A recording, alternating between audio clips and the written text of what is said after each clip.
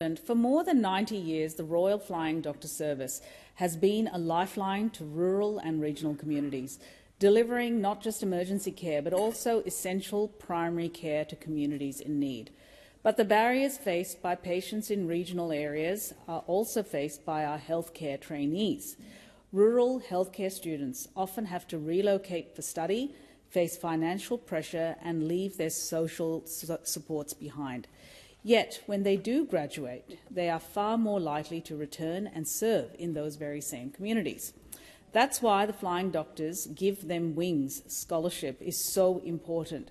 Now, in its 14th year and largely community funded, it provides $6,000 to support our future healthcare professionals, enabling them to overcome these challenges and get a taste of rural medicine.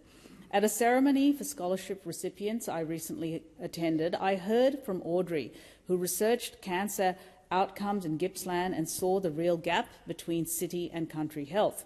Sandra, who chose medicine after witnessing the vital role of her GP in her regional community. And Ruki, who after moving from Nigeria with her 2 children has decided to become a nurse and give back, inspired by the care her grandmother received. These healthcare workers will go on to serve, but also to inspire others. And that's the multiplier effect in action thanks to the Flying Doctors.